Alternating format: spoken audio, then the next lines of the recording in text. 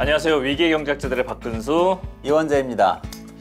소장님 오늘은 굉장히 좀 뭔가 스페셜합니다. 분위기도 좀 다르고 오늘이 위기의 경제학자들 아쉽지만 마지막 녹화 날이에요. 그래서 뭐 옷도 마지막이라고 그래가지고 뭐 준비도 안 해주고 여태까지 우리가 티셔츠 같은 거 그림도 그려져 있었는데 경제학자 얼굴도 있고 이런 걸로 막 하고 그랬는데 딸랑 요거 컵 하나 요거 하나 이렇게 주고서 여기 뒤에 보면은 막 물통도 있는 막 이런 휴게실 같은 곳에서 지금 전자레인지도 있고요. 전자레인지도 있고. 그래도 저는 뿌듯합니다. 지금까지 우리가 계속 지하에서 이야기를 했는데 지하 스튜디오에서 지하의 경제학자들을 지하 경제를 얘기했는데 지금 지상으로 올라왔어요. 언더그라운드에서 드디어 온더그라운드. 그렇죠. 네. 예, 뭔가 메인스트림이 된 것 같습니다. 그러네요. 좀 섭섭하기도 하고 좀 마무리를 지으니까 시원하기도 하고 이거 어디서 뭐 연예인들이 많이 하던 말 같은데. 맞습니다. 근데 뭐 저는 섭섭하기만 해요, 사실. 그래요? 저도 좀 그래요. 저도 좀 그래요. 여기 만나가지고 이제 좀 친해질만 하니까 되게 이제 마음도 통하고 이러는 것 같으니까 헤어질 시간이 오는 것 같아요. 이런 기분을 되게 오랜만에. 맞아요. 그리고 이제 좀 잘할 것 같은데. 그쵸. 다시 하라 그러면 진짜 잘할 수 있을 것 같은데. 처음에 너무 막 떨고 말이에요. 이러다가 이제 마무리를 지어야 될 시간이 온 것 같습니다. 이제 마지막입니다. 좀 특별하게 좀 진행을 해야 될 것 같은데요. 이번에는 대본 같은 거 별로 신경 쓰지 않고 우리가 여태까지 했던 쭉 경제학자들 얘기 많이 했잖아요.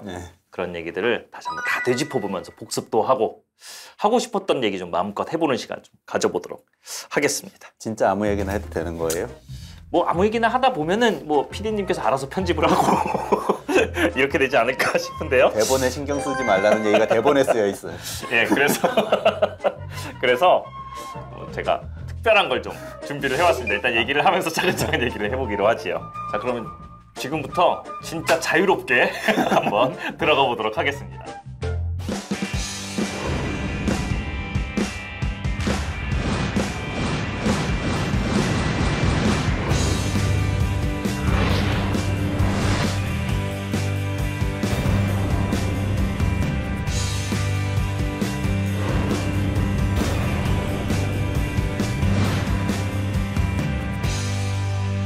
오늘은 이제 마지막 날이기도 해가지고 제가 좀 특별한 걸 좀 준비를 해봤습니다. 기대되는데.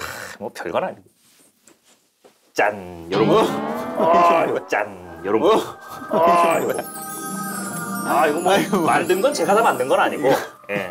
야, 이거 여기 이제 제작진들이 수고를 좀 많이 해주셨는데 저는 그냥 열거만 해가지고 보내줬는데 이렇게 멋들어지게 만들어가지고 왔네요. 그러니까 연표네요? 네, 연표입니다. 우리가 위기의 경제학자들과 관련된 경제학자들을 총 10명 공부를 했어요. 그런데 이 사람들이 시대순위 우리가 한 것이 꼭 시대순위에 맞지도 않고 그래서 이제 좀 뒤죽박죽 있는 것도 있었거든요. 이론에 따라 가지고 얘기하다 보니까. 근데 한번 시대에 따라 가지고 처음부터 끝까지 쭉 정리해 보는 것도 그리고 이제 경제학자들 얘기만 하는 것이 아니라 그때 있었던 사회 상황 이런 것도 얘기를 해보면 좋을 것 같아가지고 한번 준비를 좀 해봤습니다. 1650년부터네요. 1650년 단위로 여기 조그만 숫자가 이제 끊겨져 있는 거고, 그거는 이제 뭐 그냥 별거 아니고요. 여기 조그만 거는. 이제 여기 큰 숫자랑 여기 이제 붙어야 되고 물음표. 요걸 해가지고 이제 위기의 경제학자들 열심히 들으신 애청자 여러분들 한번 마지막 파이널 테스트 최종 정리 뭐 이런 시간이라고 생각을 하십니다. 그러면 오늘은 그동안 박 선생님이 저한테 계속 질문하셔가지고 대답하느라고 이제 애를 먹었으니까 한번 바꿔보죠. 제가 질문을 던질 테니까. 그러려고 가져온 게 아닌데. 연도 잘 외우시잖아요. 연도 잘 외우시니까. 그럼 한번 해볼까요? 한번 틀린다고 그래가지고 무한을 주거나 이래서는 안 됩니다. 무한을 제가 드리겠습니다. 이게 한 끗 차이로 틀릴 수가 있는 거거든요. 이게. 보니까. 그래서 전체적으로 보면은 이게 1688년 영국 명예혁명부터 그렇죠. 2010년에 남유럽 재정위기까지 네네네. 유럽과 미국에서 주로 일어난 여러 가지 사건들이 역사적 사건들이 있는데 어디 뭐 처음부터 한번 쭉 대충 보면은 1688년에 영국 명예혁명, 그다음에 1765년에 증기기관 발명, 제임스 와트죠 이게? 언제 얘기했는지 대충 떠오릅니다. 그렇죠. 1776년 미국 독립전쟁, 그다음에 1789년에 프랑스 대혁명. 그렇죠. 중요한 것만 한번 짚어보죠. 공산당 선언 1848, 그렇죠. 자본론 1867, 1914. 1차 세계대전. 요거는 옛날에 오락기에도 있었던. 그렇죠, 맞아요. 오락기는 1942년이었나요? 1942는 1942였다. 그리고 1929. 대공황이죠. 그렇죠. 유명한 사건이죠. 굉장히 우리 얘기 많이 했죠. 네. 그다음에 제2차 세계대전 1939년. 네. 그 3년 뒤에 아까 얘기했던 오락기 1942 그렇죠. 비행기 날아다니면서 그렇죠. 막 총알 쏘는 거. 뭐 영화로 숱하게 본 거죠. 2차 세계대전. 마가렛 대처의 등장 많이 얘기했죠. 그렇죠. 작년에 사망을 했죠. 마가렛 대처. 맞습니다. 그 조금 전에 참 1973년에 1차 오일 쇼크, 1978년에 2차 오일 쇼크. 그렇죠. 이제 케인즈주의자들이 몰락하게 되는 계기가 됐던 오일 그렇죠. 쇼크, 스태그플레이션 예. 그런 얘기했었죠. 그렇죠. 그리고 영국에 마가렛 대처가 있다면 미국에는 로널드 레이건이죠. 그렇죠. 대처리즘, 레이거노믹스. 그렇죠. 그러니까는 신자유주의 양대산맥이라고 불렸죠. 그렇습니다. 예. 그리고 1997년에는 한국의 외환위기가 있었는데 IMF 구제부. 제가 학교 다니고 있을 때. 이거 마음이 어려우셨겠어요. 예, 취업이 안 돼가지고 말이에요.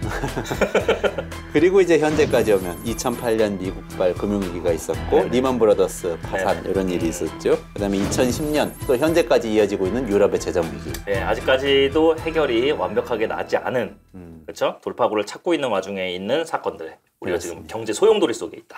이렇게 그렇습니다. 말씀을 드릴 수가 있을 것 같아요. 예, 그러면 문제 들어가겠습니다. 문제. 지금 네, 이제 네, 이 정도 말씀드렸으면 이제 다 기억나셨을 거예요. 이게 나는 것도 있고 애매모호한 것도 있습니다. 지금. 예.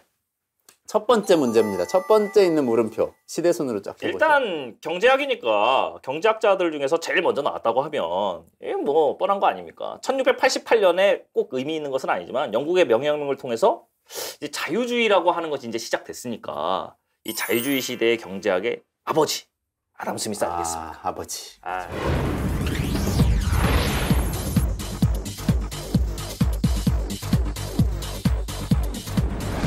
한번 떼서 확인해 한번 떼볼까요? 맞나 틀리나? 아담 스미스 맞나요? 요것도 검증이 필요하긴 한데 우리는 아담 스미스라고 하겠습니다. 아담 스미스 맞습니다. 맞아요, 맞아요. 그러니까 아담 스미스 때 우리가 무슨 얘기를 했었죠? 핵심적인 게 두 가지가 있는데 국부론과 관련된 얘기를 했었고요. 그렇죠. 공평한 관찰자 이런 얘기도 했고요. 그렇습니다. 그래서 국부론에 나온 보이지 않는 손 시장 도덕감정론 얘기를 먼저 했었네요. 도덕감정론, 국부론 두 개 축이 있는 거죠. 그래서 거기서 이제 인간이 연약한 인간이 있고 현명한 인간이 있는데 현명한 인간은 공평한 관찰자를 내면에 갖고 있어서 그렇죠.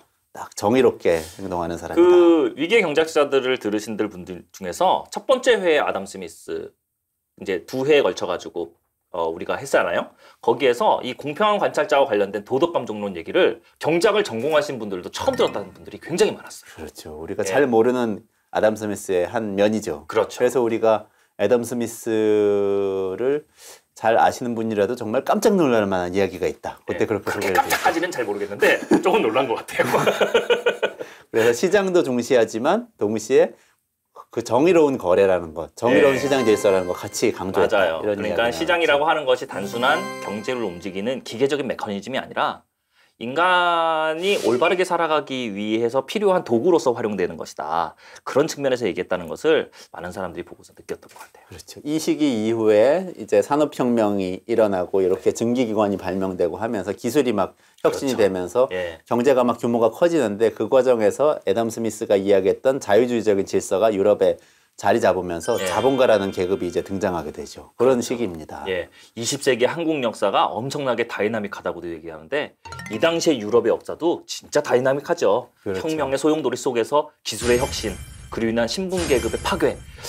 이때 이 아담 스미스가 이 경제학이라고 하는 학문의 기초를 닦았다는 것이 큰 의미가 있는 것 같습니다. 그때 이발사 하던 사람이 갑자기 생각나가지고 만든 방적기. 그렇죠. 제니 방적기. 제니 방적기. 그게 이제 또 굉장히 큰 이 기술 혁신을 가져오고 그렇죠. 엄청난 돈을 가져가고. 그래서 애덤 스미스의 세계는 이런 거잖아요. 그러니까 시장에 수요자가 있고 공급자가 있고 같이 만나서 막 서로 이익을 추구하다 보면은 보이지 않는 손에 의해서 다 이제 가격이 결정되고 조정이 돼가지고 모두가 만족하게 된다는 그런 이야기. 아름다운 세계. 그렇죠. 거기다가 이제 생산이라고 하는 것을 중시하면서 이 생산을 통한 경제의 선순환. 그렇죠. 낙관론적 경제관을 가지고 있었던 것도 아담 스미스의 특징이었죠. 맞습니다. 그래서 세상이 균형 있고 성장하면서 잘 돌아갈 것 같아요. 그렇죠. 그런데 사실은 그런 게 아닐 수도 있다는 이야기를 하나 탁 던지는 사람이 그렇죠. 비관론자라고 불리는 고춧가루 경제학자들. 맞습니다. 얘네들이 나와야 돼요. 맞습니다. 이때 이제 나오는 거죠. 그렇죠. 근데 여기 좀 헷갈리긴 하는데 비슷한 때 두 명이 있어가지고 거의 비슷하긴 한데 약간 먼저 이제 얘기를 했던 사람, 요 사람. 위기의 경제학자들에서 우리가 진짜 위기에 어울린다라고 했던 두 명의 경제학자 멜서스, 리카르도 둘 중에 하나인데 멜서스가 먼저죠. 맞습니다. 네.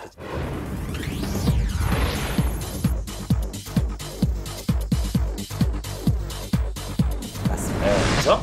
그래서 여기가 1798년이 이게 멜서스일 것입니다. 이게 멜서스예요. 예, 이게 멜서스고 그럼 그 옆에는 멜서스가 쓴 책이 나와야겠네. 그렇죠. 예, 그게 바로 인구론. 그렇죠. 인구론. 엄청나게 긴 이름. 소장님도 그 이름을 못 외워서 대본을 보고 읽으셨던 어쩌고 콩도르시에 뭐 이거 나오고 이랬던 무슨 고찰 뭐 소론 뭐 이렇게 나왔던 그 책을 줄인 인구론.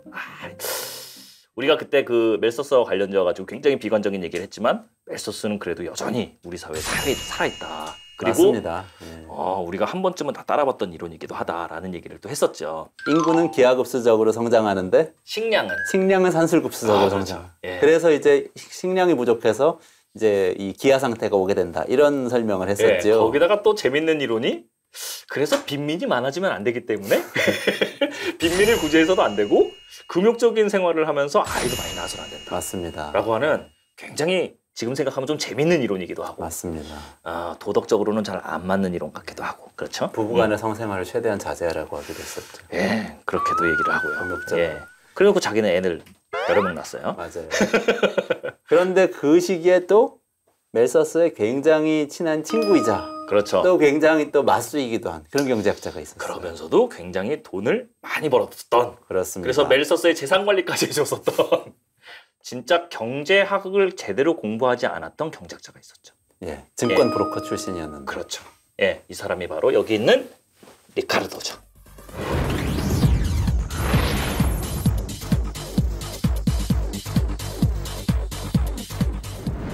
오, 다 맞추시네요. 그럼요. 뭐 여기까지. 데이비드 리카르도. 여기까지는 맞습니다. 일단 갑니다.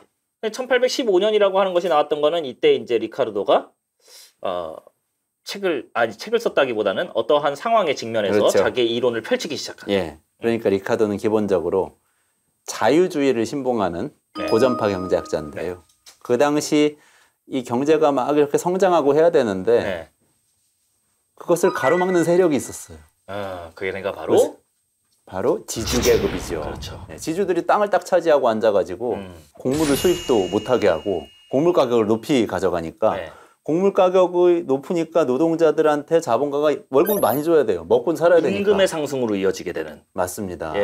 그러니까 자본가들이 부담이 돼가지고 투자를 못하는 거예요. 고용도 못 늘리고. 그러니까 이 상황을 깨기 위해서 우리가 지주들의 특권인 이것을 깨트려야 된다. 지주들에게 특권을 주는 이것을 깨트려야 된다고 이야기하는 쉽게 얘기해서 산업 자본가, 산업 기업가들이 가져가야 될 이윤이 얼토당토하게 땅만 가지고 있는 지주들에게 부당하게 돌아가고 있다. 이것은 자본주의라고 하는 메커니즘이 제대로 돌아가고 있는 것 같지가 않다라고 그렇습니다. 하는 것을 문제를 삼았고 거기에 있어서 가장 큰 리카르도의 이론에 있어서 뭔가 장애물, 이거 꼭 협화해야 되는 대상이 하나가 있었으니 그것이 바로 요거 같아요. 이거죠. 요게 바로 우리가 얘기했던 곡물법입니다. 맞습니다. 곡물법. 이 곡물법이라고 하는 것이 나오게 된 게 프랑스 대혁명이랑 사실은 또 관련이 있거든요. 프랑스 대혁명이 일어난 다음에 프랑스가 다시 이제 혁명 이전으로 돌아가게 되는 상황이 발생하기 전에 이제 나폴레옹이 이제 집권을 하게 되는데 이 나폴레옹이 이끌던 이 프랑스와 영국과의 사이가 악화가 되면서 이른바 대륙봉쇄령이라는 것이 이제 치어지게 되고 그래서 영국이 유럽의 대륙으로부터 이제 곡물을 수입하지 못하니까 곡물값이 기이하게 올라가는 현상이 일어났던 거거든요. 그런데 이 대륙봉쇄령이 풀리니까 굉장히 값싼 농산물이 수입이 되니까 지주들이 그때까지 이제 엄청나게 비싼 가격에 곡물을 팔고 있다가 가격이 내려가니까 야 이거 어떡하지 그러다가 자기들의 이익을 위해서 이게 만들어진 법 아닙니까 이게. 그러니까는 요거에 대해서 이제 리카르도는 이건 아니다라고 해서 이 수출과 수입이라고 하는 것이 자유로워져야 된다라고 하는 대표적인 사상 비교 이론을 나오게 된 거죠. 맞습니다. 그렇죠. 잘 공부했죠. 정말 뭐 이제 완벽하게 외우셨는데. 그래요? 암기는 제가 또 잘합니다. 저희 세대가 뭐 암기 교육에 있어서는 이제 뭐 혼자서 다 하셔도 되겠습니다. 아닙니다.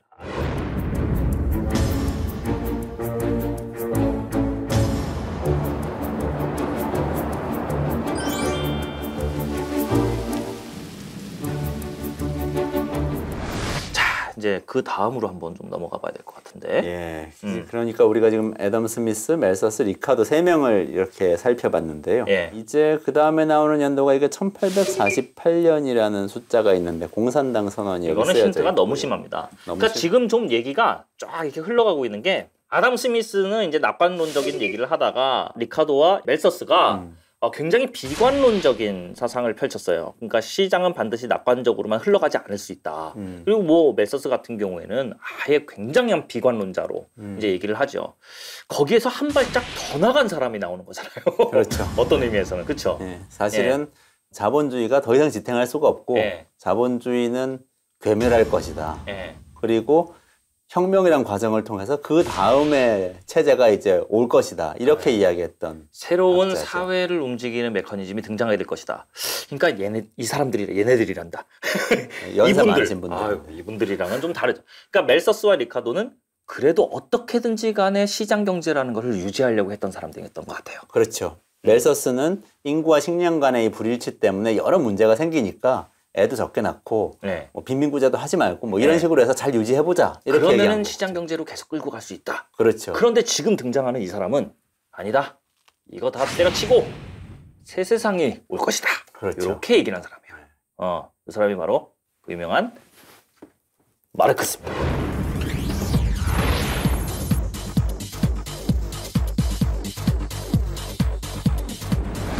그렇죠. 홀복숭이 아저씨. 이 아저씨는 확실해. 다른 사람이라고 속일 수가 없어. 캐릭터가 워낙에 독특하죠. 가장 잘 어울려요. 가장 잘 어울려요. 이분을 가지고 누구라고 우길 수가 있겠어요. 마르크스. 맞습니다. 이건 확실히 정답이네. 공산당 선언에서 우리 이제 공산당 선언 구절을 읽으면서 쭉 방송에서 이야기를 했었는데 보이지 않는 유령이 배회한다 뭐 이런 얘기도 있고요. 잃을 것은 쇠사슬 뿐이고 얻을 것은 새로운 세상이다. 이렇게 이제 마무리를 하죠. 만국의 노동자의 단결하는 유명한 말이죠. 그래서 당시의 시대를 불주아지와 프롤레타리아트의 대립, 그러니까 계급론이라고 보통 얘기하는 맞습니다. 두 개의 계급으로 나눴죠. 계급투쟁으로 이제 설명을 하는 거죠. 그게 공산당 선언에서 이렇게 쭉 선언을 하고요. 그런데 그것을 훨씬 더 과학적으로 자본주의 사회에서 왜 위기가 발생해서 왜 붕괴를 할 수밖에 없는지에 대해서 설명을 했던 또 유명한 책이 하나 있죠. 그게 자본론. 그렇습니다. 아주 간결한. 아까 우리 멜서스는 뭐뭐 어쩌고 저쩌고 인구에 관한 어쩌고 고찰이라고 했는데 여기 단순합니다. 그렇죠. 우리가 그 책 제목도 얘기를 했었어요. 다스 카피탈. 독일어로 그렇고 독일어로. 영어로 더 캐피털. 그렇죠. 한국말로는 자본. 이런 거죠. 너무 자본 그러면은 돈 같아 보이니까 론이라고 말을 붙여서 책 같아 보이게 만든 자본론. 그 자본론. 자본론에 있는 핵심은 노동가치서라고 이렇게 연결이 돼 있는데요. 사실 우리 상품이 어떻게 만들어지냐. 상품을 이렇게 쭉 들여다보면은 사람들이 일을 내서 노동으로부터 가치가 맞는 것이 쌓이고 쌓여서 상품이 만들어지는 것이고 상품을 팔아서 축적되는 자본도 결국 노동으로부터 나온 거다. 뭐 이렇게 설명을 하면서 이윤이라는 것은 그렇게 노동이 가치를 만들어냈는데 노동으로 가치를 돌려주지 않고 착취해서 얻은 것이 쌓인 게 이윤이다. 결국 자본주의 체제라고 하는 것은 그러한 유산계급인 부르주아들이 프롤레타리아라고 하는 노동자 계급, 실제로 가치를 만들어낸 사람의 피를 빨아먹는 수탈의 체제다 이렇게 규정을 해버린 거죠. 그렇죠. 근데 그것은 계속될 수 없는데 왜 그러냐 하면 이윤율이 경향적으로 계속 저하할 수밖에 없기 때문에 내재적으로 자본주의는 붕괴할 수밖에 없다. 기업 커지면서 점점 이윤율 떨어질 수밖에 없고 노동자들의 생계가 더 어려워지면서 이 노동을 유지할 수 없게 되고 이러면서 이제 붕괴한다. 이렇게 이야기를 했었죠. 굉장히 강렬한 인상을 남겼는데요. 그래서 이제 뭐 20세기는 마르크스의 이론, 거기다가 이제 20세기 초반에 러시아에 있었던 레닌의 공산혁명, 그러면서 이제 두 개의 사상이 합쳐지는 마르크스 레닌주의에 따라 가지고 전 세계 절반 가량이 그렇죠. 이른바 공산주의, 사회주의의 혁명 속에 들어가게 됩니다. 그렇습니다. 굉장한 영향을 끼쳤죠. 현대 사회를 엄청나게 변혁시킨 사람이라고 보면 되겠죠. 물론 그 실험은 어느 정도 이제 실패로서 종결이 된 측면이 있기도 하지만 그래도 이 사람의 이론으로부터 우리는 굉장히 많은 것을 배울 수가 있었어요. 그렇죠. 이 사람이 이야기했던 것 중에 지금도 뭐 여전히 자본주의 문제로 남아있는 것들이 굉장히 많죠. 그래서 우리가 결론 내리기를 문제를 아주 날카롭고 정확하게 지적을 한 사람이다. 하지만 예측은 약간 그렇죠. 결과적으로는 자본주의는 계속 유지가 되고 있기 때문에 좀 맞지 않는 부분이 있다 이렇게 이야기했었죠. 그리고 또 우리가 위기의 경제학자들이긴 하지만 경제학에서 그래도 다루는 비중 중에서는 그렇게 큰 사람은 또 아닌. 맞습니다. 어떤 의미에서 이 자본론이라고 하는 책을 계속 이게 정독을 한 사람들의 얘기를 들어보면 여기에는 역사 얘기도 있고 철학의 얘기도 있고 그쵸? 정치학의 얘기도 들어가 있고 꼭 경제학이라고 딱 짚어서 얘기할 만한 책은 또 아닌 거잖아요. 맞습니다. 예, 그런 의미에서는 대학자인 것은 분명한 것 같습니다. 그렇죠. 예. 여기까지 이제 쭉 혁명과 이 암울한 미래와 이런 것에 대해서 쭉 이야기를 했었는데. 그러네. 어쩌다 보니까는 우리가 웃음이 싹 가셨어요. 네, 조금 깔깔거리면서 해야 되는데 마지막이 훈훈하게 해야 되는데. 근데 여기서 이제 한 클릭 넘어가게 되는데. 네. 우리가 아까 아담 스미스가 경제학의 아버지라고 이야기를 했었는데 아담 스미스는 경제학이라는 용어를 쓰지 않았잖아요. 그렇죠. 정치 경제라고 하는 말만 있었을 뿐이지. 폴리티컬 이코노미. 예, 경제학이라고 이코노믹스라고 하는 단어는 아예 존재하지도 않았고 실제 자본론에서도 한 번도 등장하지 않았다. 그렇죠. 모두 폴리티컬 이코노미라고 했는데 드디어 이코노믹스, 경제학이라는 용어를 쓰는 사람이 나오죠. 그분이죠. 경제학 원리. 그리고 경제학 원리라고 하는 책을 쓰시기도 하고 경제학과를 드디어 만드셨어요. 드디어 경제학과가 수학과 생겼어요. 교수님으로 계시다가 경제학과 교수님으로. 그렇죠. 갑자기 좌회전을. 예, 요번 우리가 한 번쯤 경제학 공부하신 분들은 다 알죠? 네. 알프레드 마샬입니다.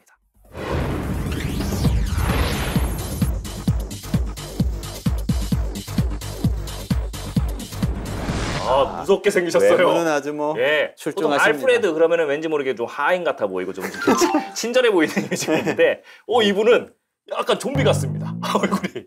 이런 교수님한테는 질문 함부로 못하죠. 그런데 이분이 생긴 건 그래도 정말 과학적으로 경제학을 체계화시키는 데 굉장히 큰 기여를 하는데요.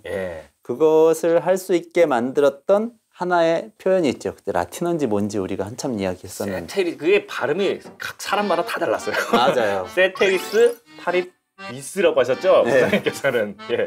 파리부스라고 할 수도 있고 파리버스라고 할 수도 있겠죠. PARIBUS니까. 그 말을 이야기했는데요. 그건 의미가 기억하세요? 그러니까 모든 상황을 일단은 다 고정시켜 놓고 그렇죠. 한 가지를 보통 변화시켜서 경제 현상을 예측하고자 하는 것이죠. 그렇죠. 경제학의 기본 전제. 다른 모든 조건이 일정하다면 예측치 못한 질문이 나와서 깜짝 놀랐습니다. 그 대본에 없이 자유롭게 하라고 그래가지고 자유롭게 하면 안 되는 건데 자유롭게. 우린 자유롭다.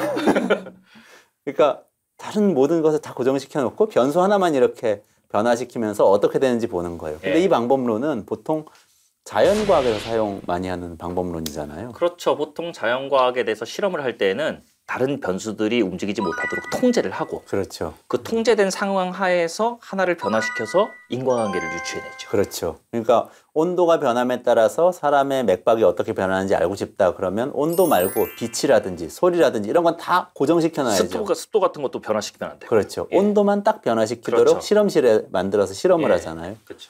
근데 지금까지는 폴리티컬 이코노미, 정치 경제 연구하는 사람들은 사회과학의 전통적인, 인문학의 전통적인 방법론을 말하자면 사용하는 겁니다. 그러니까 역사적으로 이건 어떻게 됐고 사회관계는 어떻게 되고 모든 것을 다 한꺼번에 설명을 해옵니다. 근데 마셜은 복잡하다. 경제학 이렇게 하려면은 다른 모든 조건은 일정하다고 했을 때 가격이 이렇게 올라가면 수요가 어떻게 변하는지 보자. 이런 식으로 실험실적인 방법론을 도입을 하는 겁니다. 그래서 경제학이라는 것이 이제 처음으로 체계적으로 생기게 되죠. 또 이 양반 이론이 또 재밌는 게 있었는데 기억하세요? 알프레드 마샬이 얘기한 거는 한계 효용 이론도 있었고요. 그리고 소장님께서 아주 감명 깊게 들었던 말도 있잖아요. 냉철한 머리와 따뜻한 가슴. 그렇죠. 이런 얘기도 했었고요. 웜 하트, 쿨 헤드. 그렇죠. 정말 차갑고 뜨거운 것을 어디에 적용해야 되는지 딱 명언으로 보여준 건데 한계효용 체감의 법칙 이야기하면서 조금 위험한 발언 하셨는데 제가요? 첫사랑 어쩌고 그런 저는 아니라고 우겼던 걸로 기억나는데 그러니까 뭔가 소비를 하면은 처음에 한 단위 소비했을 때보다 점점 소비의 만족도가 떨어진다. 단위당 만족도가 떨어진다. 이게 한계효용 체감의 법칙이죠. 그리고 이제 보통 수요 법칙, 공급 법칙이라고 하는 것도 거의 이 알프레드 마샬에 의해 가지고 이제 정립이 되는 이론이죠. 가격이 내려가면 수요가 올라간다. 이런 이야기인데요. 진짜 그런가요? 꼭 그런 것만은 아닌 게 있죠. 요즘에 그 백화점에 명품 핸드백을 파는 샵이 미어 터진답니다.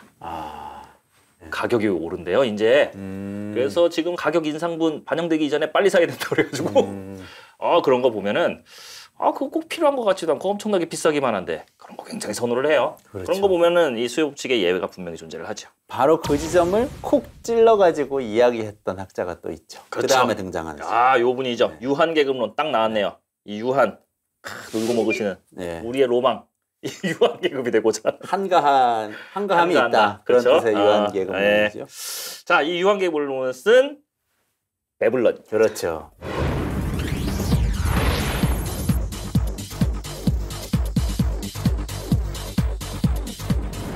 서스타인 베블런이죠. 예.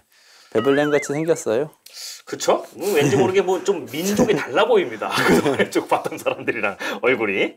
예. 과시 소비를 주장했던 거죠. 예, 과시적 소비. 그러니까 사람들이 명품이라든지 또는 뭐 이런 것도 사실 포함될 수 있는데요. 약간 착한 소비를 한다든지 이렇게 사람들은 소비할 때 꼭 가격이라든지 이런 실용적 관점에서가 아니라 자기가 믿는 것이나 자기가 조금 좋다고 생각하는 것에 따라서 사회적으로 뭔가를 보여주기 위해서 소비를 하기도 한다. 이게 이제 베블렌의 이론의 핵심이죠. 그렇죠. 그 전까지는 합리적 이성에 따라서 철저하게 자기가 얻는 만족감 그리고 비용 요것의 차이 이런 것만을 계산하는 식의 경제학이었다면 이 사람은 그런 것이 아니라 약간 비합리적인 소비 행태가 분명히 존재할 수 있다. 대표적인 것을 이제 과시 소비 예를 든 것이죠. 맞습니다. 불필요한 소비를 너무 많이 한다고 사실은 당시의 서구 사회를 굉장히 날카롭게 비판했던 학자이기도 하죠. 그렇죠. 얘기를 들어보면 좀 학문적으로 얘기한 것 같지만 유한계급론 좀 냉소적이고 좀 이렇게 뭐라 그럴까요? 비웃는 듯한 이미지도 좀 있는 것 같아요. 맞아요. 그러니까 유한계급이라는 게 주로 당시에 과소비를 많이 하던 그런 한가한 부인들을 그렇죠. 굉장히 많이 비판하면서 또 냉소적으로 글을 쓰기도 했었죠. 그럴 수밖에 없었던 것이 이 사람이 활동했던 때가 이제 19세기 말 20세기 초 요때인데 이때가 뭐 빈부격차는 또 크게 달했을 때이고 지금의 유한계급과 이 당시의 유한계급의 소비 풍토는 또 달랐을 거라는 생각이 또 들기도 합니다. 그렇습니다. 시대를 보니까요. 20세기 초기니까요. 그러니까 미국에서 활동을 했던 학자인데 미국 사회 당시에는 자본주의가 막 이렇게 융성하기 시작하면서 시장의 질서가 거의 없는 상태에서 그렇죠. 독점 기업이 막 출현하면서 돈을 왕창 버는 사람들이 생겨요. 철도 재벌이라든지 뭐 철강 재벌, 석유 재벌 이런 사람들이 막 생기던 그런 시기였죠. 그리고 각 국가의 정부들 자체도 이때는 제국주의라고 하는 식민지 쟁탈전에 눈이 멀어서 맞아요. 국민의 삶이라든지 인간의 어떠한 기본권 같은 것에 대해서는 언감생심 그렇게 생각도 별로 하지 않았던 시대에 맞습니다. 일침을 가했던 베블런 어떤 의미에서는 통쾌한 면이 있는 학자이기도 합니다. 그 시대를 통렬하게 비판했던 경제학자고요. 결국에는 이러한 그 빈부격차의 심화라고 하는 것이 결국 이 자본주의라고 하는 이 시장 경제 보이지 않는 손을 완전히 망가뜨리게 됩니다. 맞습니다. 첫 번째 경제학의 큰 위기가 찾아오죠. 이게 바로 대공황. 그렇죠.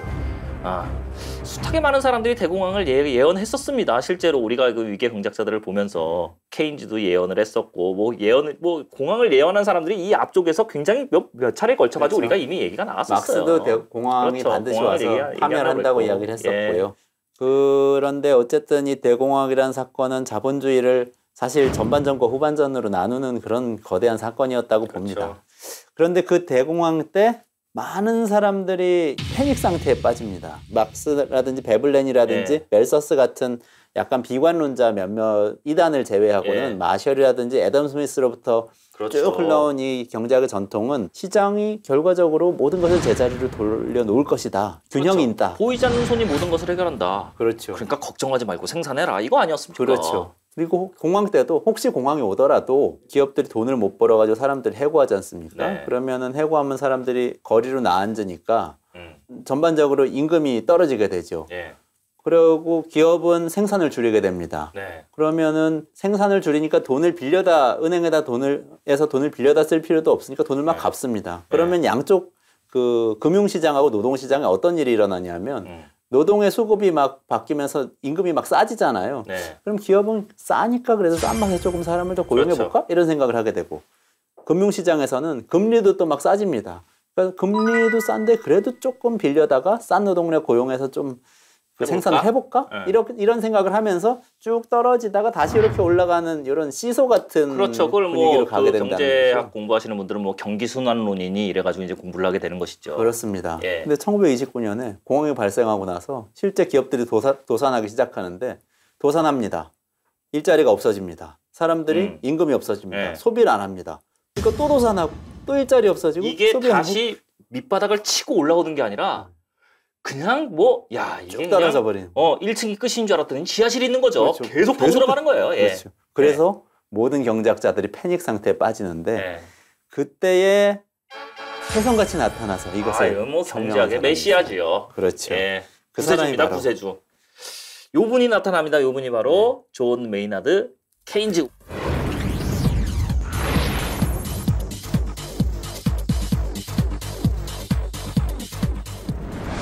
아주 재밌는 경제학자죠. 난 이 얼굴 별로 마음에 안 든다고. 소장님은 이 얼굴이 괜찮다고 그러고 외모에 있어서도 좀 평가가 갈리고 이 사람이 살아있을 때건 죽은 다음이건 이 사람에 대한 평가는 뭐라 그럴까요? 좀 오해 소지가 있긴 하지만 평가가 좀 갈리기도 했었던 자본주의의 처음으로 수술용 메스를 들이댄 사람이죠. 그렇죠. 그리고 어쨌든 간에 1930년 이후에 공황과 자본주의 여러 문제에 대해서 서유럽과 미국에서는 사회주의권을 제외하고요. 이 자본주의 국가들에서는 어떤 형태의 솔루션을 제시하죠. 그것은 정부가 좀 더 나서서 일자리도 창출하고 그리고 사회 인프라, 도로라든지 이런 것도 정부가 나서서 정비를 하고 더 크게는 복지제도를 좀 도입을 해서 사람들이 돈을 쓸 수 있게 그러니까 소비할 수 있는 유효 수요를 계속 유지하는 역할을 정부가 개입해서 해줘야 된다는 방향으로 정책을 쭉 펼치는데요. 그 시작은 케인즈의 생각으로부터 나온 거죠. 정부가 나서야 된다. 그렇죠. 그래서 이제 중요시한 것이 이른바 유효 수요라고 하는 것이었어요. 실제로 맞습니다. 국민들이 소비를 진작시킬 수 있도록 정부가 도와줘야 된다는 거죠. 그렇죠. 그렇죠.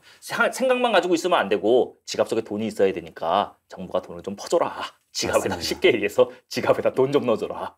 라는 걸 주장했던 것이 이 케인즈이고 이 사람이 1936년도에 아주 뭐 자본론과 더불어서 양대저서라고 해도 될 것 같습니다. 그렇죠. 자본주의에서는. 이름도 좀 길긴 한데 화폐고용 이자에 관한 일반이론. 이 사람이 자신감이 딱 나오는 거죠. 내가 바로 일반이론이야. 그 전까지는 특수이론. 그렇죠. 지금까지 했던 건 여기 설명한 그렇죠. 거지. 아무도 따르지 않았던 이론이라고도 얘기할 수 없어요. 자기만의 생각.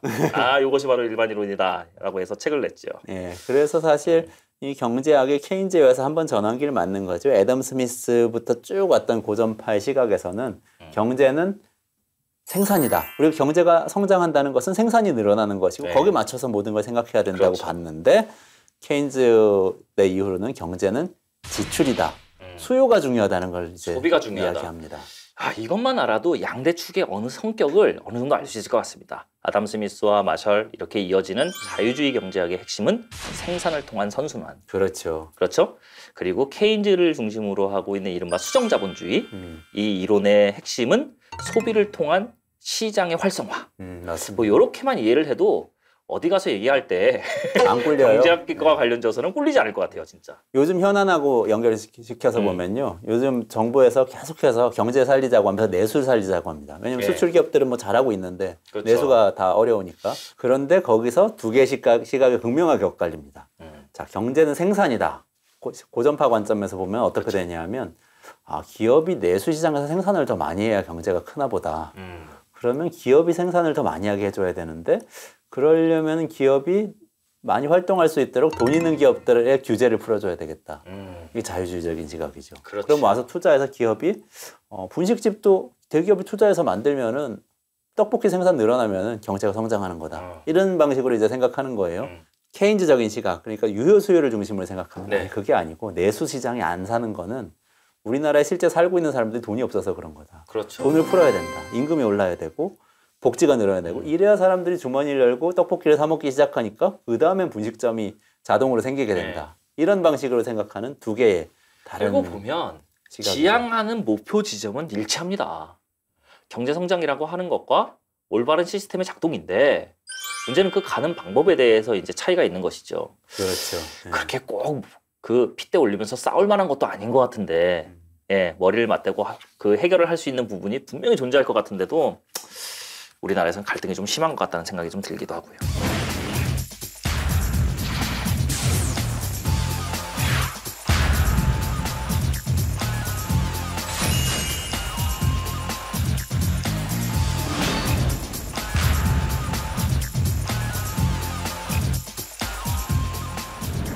그래서 케인즈가 이렇게 엄청난 영향을 끼치고 있는 상황에서 네.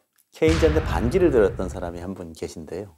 경제학자. 그렇죠. 실제로는 지금 연표상으로는 굉장히 멀리 떨어져 있는 것 같지만 실제로는 거의 동시대에 동시대에 있었는데 여기 있어요. 왜 그러냐면 너무 오래 사셨어요. 그렇죠. 이분이 1990년대까지 사셨더라고요. 맞아요. 그리고 실제로 이분의 이론이 빛을 발한 것은 1970년대 후반 이후. 네, 그렇죠.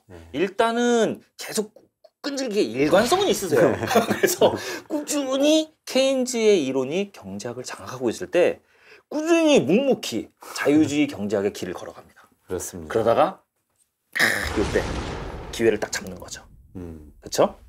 오일 쇼크라고 하는 상황이 발생을 하면서 케인즈의 이론으로는 경제 문제를 해결하지 어려운 그런 상황이 발생하게 되고 그때 이제 요 분의 이론이 그렇죠. 빛을 발하기 시작하는 거죠. 누구일까요? 하이에크입니다.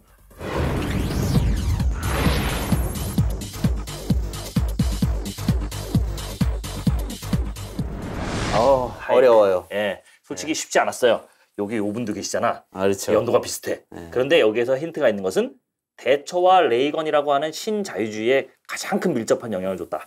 우리가 그 위기의 경제학자를 하이에크 편을 할 때 얘기를 했었잖아요. 그래서 이게 하이에크인 것 같습니다. 띄워보죠. 아유 멀어. 팔 길이가 굉장히 검소해요. 케인즈 시대 이후로 대공황 이후에 계속해서 흘러오던 하나의 흐름을 이제 여기서 대처와 레이건이라는 큰 정치인을 통해서 그러니까 여기부터는 정부가 역할을 많이 담당하는 큰 정부론이라고도 얘기를 하죠. 그렇죠. 정부 주도적인 그러니까 물론 뭐 시장이 중심이고 정부는 보완적인 것이긴 했지만 이전의 세상과 비교를 해보면 굉장히 정부의 역할이 많이 강조가 되다가 그러다가 정부가 역할을 많이 담당하는 것은 바람직하지 않다. 이것은 사회주의로도 갈 수 있다. 라고 해가지고 막아버린 사람이죠. 그렇죠. 그래서 이제 예를 들면 미국의 루즈벨트 대통령 같은 경우에는 대공황 이후에 1930년대 집권을 하는데 그때부터 시작해서 뉴딜 정책이라고 펼치면서 노동자들 임금 올리고 최저임금 막 올려가지고 그리고 복지제도 도입을 하고 사회보장제도 막 도입을 하죠. 그리고 사회 인프라 막 정부가 깔고 노동자 보호 정책, 그러니까 노동권, 삼권 보호하는 정책 같은 거 막 강하게 펼치면서 쭉 오죠. 그래서 이제 복지국가 비슷하게 쭉 옵니다. 유럽에서도 복지국가가 쭉 확립이 되고요. 근데 대처 영국에서 79년에 집권하고 레이건 81년에 미국에서 집권하면서 대처는 공공부문 개혁 단행하죠. 그래서 그동안 정부가 해오던 많은 일들을 그게 뭐 석탄이 됐든 철도가 됐든 민영화하면서 쫙 시장으로 돌립니다.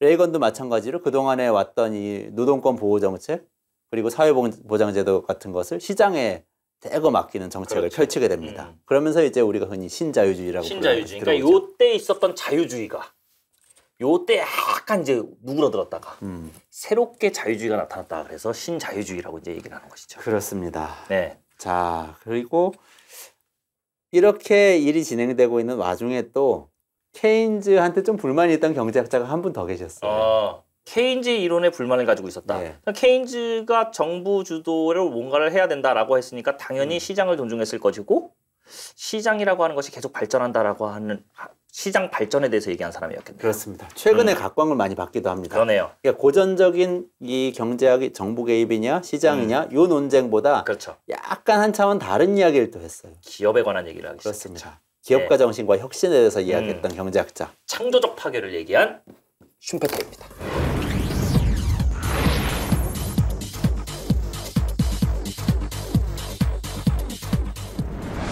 이원재 소장님과 가장 닮은 경제학자로. 아니에요. 남들이 아니 이게 어디 남들이 닮았다고. 다 그러던데 뭐. 가장 동양적 외모를 가지고 계시는 슌페터. 여자들한테도 그렇게 인기가 많았다고 합니다. 아 그래요? 그럼 뭐 닮은 걸로. 닮은 걸로 하시죠.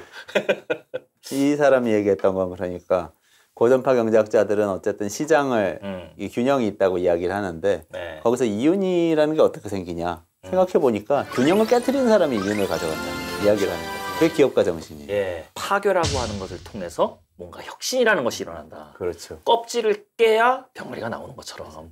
만약에 스티브 잡스가 사람들이 한테 수요가 있는 사람들이 원하는 제품만 생산했으면 스마트폰이 나왔겠냐 이거죠. 사람들은 스마트폰 생각도 하고 있지 않은데 혼자서 열심히 생각해서 혁신을 한 다음에 탁 던지면서 시장 질서를 확 흔들잖아요. 기존에 기존에 있던 전화기 시장을 막 흔들잖아요. 그런 사람들이 자본주의를 발전시킨다. 이렇게 이야기한 거죠. 진짜 맞는 말인 것 같기도 한 게 그게 뭐 성공한 기업가들 다 얘기를 들어보면은 다큐멘터리 같은 거 보잖아요. 그럼 이 사람들이 꼭 들었던 얘기가 있더라고.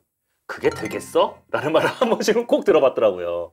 근데 이 사람들은 했던 거죠. 그렇죠. 그게 바로 창조적 파괴가 아닌가 싶습니다. 혁신이고요. 사실 연표상으로 보면요. 이 사람, 이 슈페터라는 사람이 요 시기에 케인즈하고 동시대의 사람인데 이렇게 뒤로 쭉 와서 사실은 2000년대에 닷컴 붐 이후에 한 번 더 각광을 받습니다. 요 아마 1990년대 중반부터 한 2000년대 초반 사이에 미국 실리콘밸리 막 뜨고 그렇죠. 한국에서도 닷컴 기업들 막 뜨죠. 뭐 해가지고 우리나라에서는 테헤란밸리라고 불렸었죠. 테헤란밸리 그렇죠. 예. 그 시기에 슈페터의 기업가 정신 이론이 빛을 그러네요. 발하는 그때 거죠. 우리나라에서는 슈페터의 기업가 정신이라고 하기보다는 벤처 정신이라는 말을 많이 썼던 것 같아요. 맞습니다. 근데 그 이론적 기원을 따져보면 우리는 잘 이름을 모르지만 슈페터라는 학자가 그러네요. 있었던 거죠. 예. 딱지가 하나 남았네. 네. 예, 하나 남았는데요. 예. 한 명 남았으니까는 이건 뭐 그 남는 거 한 명밖에 없지 않습니까? 한 명밖에 없는데 시카고 학파의 거장이죠. 아, 그렇죠. 노벨 경제학상 수상자. 네. 밀턴 프리드먼.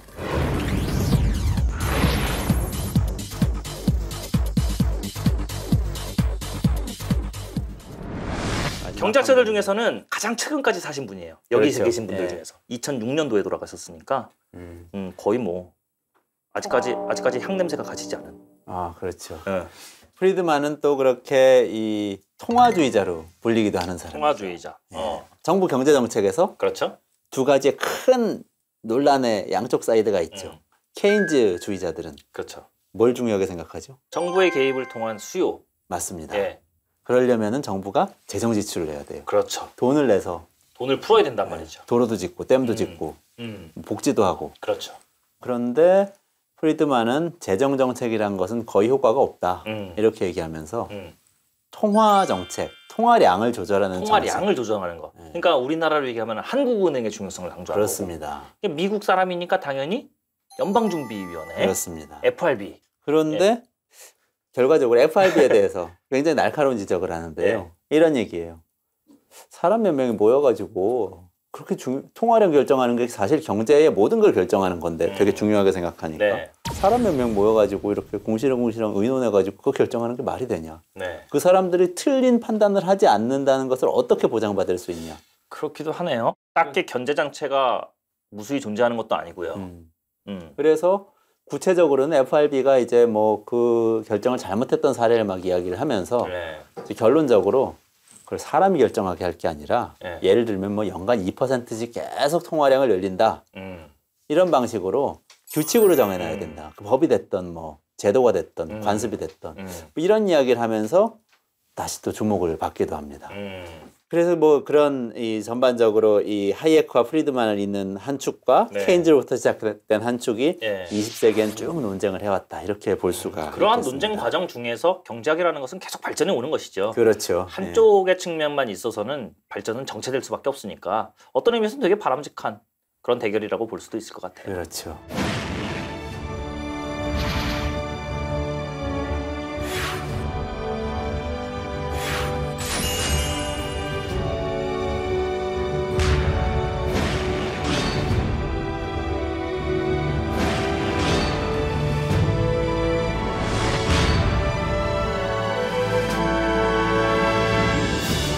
자, 그래서 우리가 이제 10명의 경제학자들을 시대순으로 해서 쭉 살펴보긴 했습니다. 중간에 이제 좀 앞으로 갔다 뒤로 갔다 한 사람도 있긴 했지만 전반적으로는 연대에 따라 가지고 우리가 다시 한번 정리를 해봤는데 소장님이 생각하시기에 우리나라에서 지금 가장 필요하다 혹은 뭐 우리가 좀 주목해야 된다라고 하는 이론 혹은 경제학자 딱 찝으라고 한다면 누구를 찝으시고 싶으실까요?